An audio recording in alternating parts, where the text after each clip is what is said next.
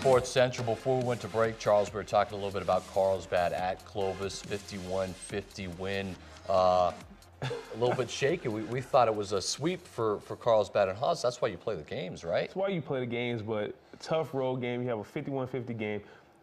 You have a Carlsbad team maybe suffering a little bit of a hangover, so to speak, come off that Hobbs game, not really mentally focused and prepared to go to Clovis, which we keep waiting for Carlsbad to explode, and it just hasn't happened yet, has it? But they're still only sitting at what, 5 losses? So right, I'm just saying they're missing all their opportunities. We're expecting a lot from them. All their opportunities have failed. Hobbs, Volcano Vista, West Mesa. We're just waiting for them to take over. They haven't. Which is why in our bracketology that we're going to talk about later is why I have them where I do, because I feel that the chances that they've had, they've squandered. Now they got to pay for it coming into that time. Yeah, that's my word for today. Okay. I'm going to have a word for today. Good job. Good job. 3 and out, we're talking here. It's time to talk National Signing Day, Charles. I'm all about this. Yeah. We're going to get into some football real quick. You know I got to give some love out to some of my soccer homies out there. And the best player in the state, Sergio Rivas, out of Cibola High School, going to sign with Seattle today. Parker Conway from Volcano Vista and the state champs going to go to Seattle Pacific. Marshall Metzger from El Dorado, Cal State Fullerton. Those are big signings. Actually signed with Zach Gentry today, so that's exciting stuff for those guys. Always, number one, it's always great when you sign somewhere and you get free school. D1, that's number one, free school.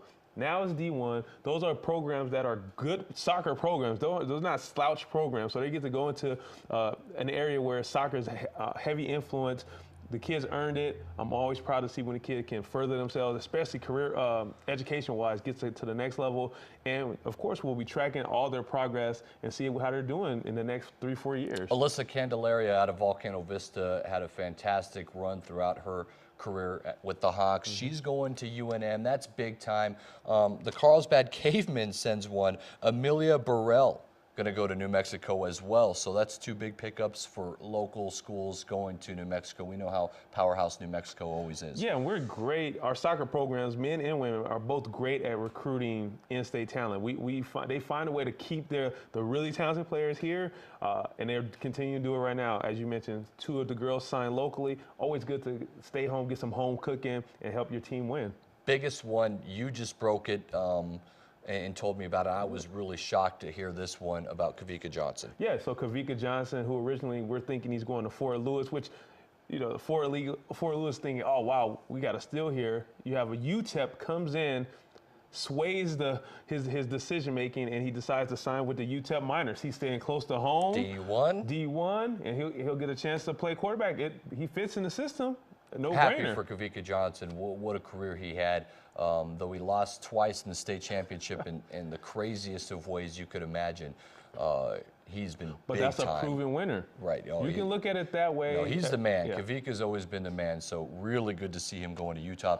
Some other ones, Charles, Matt Cook out of Cleveland has decided to go to Eastern New Mexico. It's good to see that. Greyhounds we know we talked yesterday.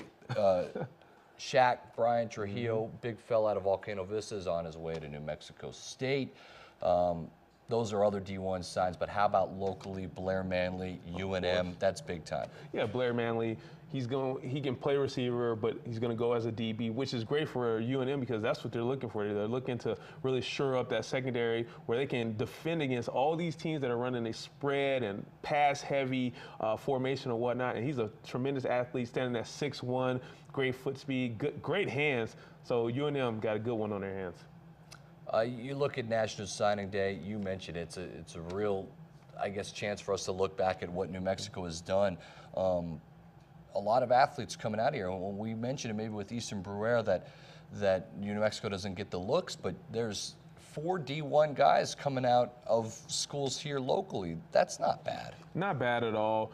You know, you have a Luke Decker who was a standout lineman on both sides of the ball, and at Air Force, you have the Gentrys going to the Michigans, and you have Kavika now going to UTEP, and Blair Manley's and Brian Trujillo. So that's five, actually. Five D1s. A crazy. plethora of guys that are getting to D1 or D2 levels, which shows you the talent that we have here, and it's going to continue to grow, I believe. There's some phenomenal young guys coming up in the ranks, and I think I touched on it last night.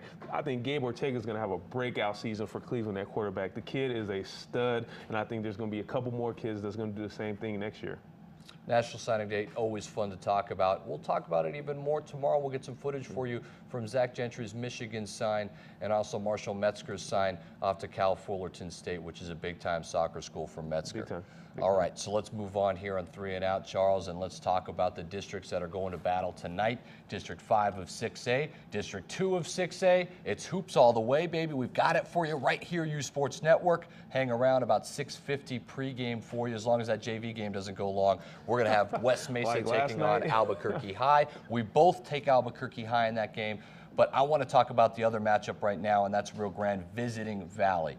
I think you'll be surprised if I have them in or not in our bracketology that we're going to go over during our timeout segment. But Rio Grande, another chance. They have tons of chances here. Yeah. Can they get a win and propel them into this bracket? Well, you're a Rio Grande team that your last 4 games, you've lost by 4 or less, okay, against really good competition. Your confidence is starting to drop a little bit, but now you have an opportunity. You're going to Valley. They're sitting at first place. Resume-wise, you have to have this game circled if you're the Ravens to say, if we can go in there somehow still win at Valley, that pretty much guarantees that they can slide in maybe at 16. I think 1 win can get them at 16. 2 wins can make it for sure that they're in. But I don't know. It's Valley at home. It's Coach Coleman. He's the mastermind. You see this district so tough: Albuquerque, West Mesa, Trisco, Rio Grande, and Valley.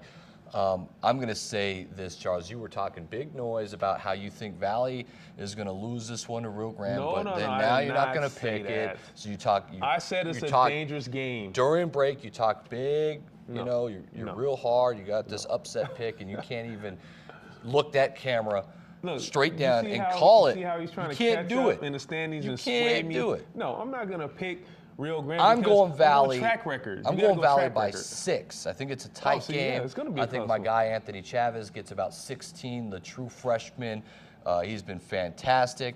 I think Teton Salty's on the inside needs to have a big game and stay out of foul trouble. Can the big fella do it? Down there. Can he stay out of foul trouble, Teton? He's going to have a hard time tonight because Rio Grande has 3 or 4 legitimate guys that are 6'4" and taller, which is rare for a Ravens team.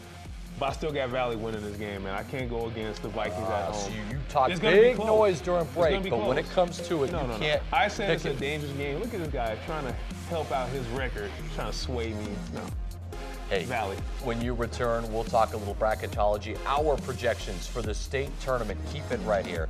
It's uSports Central.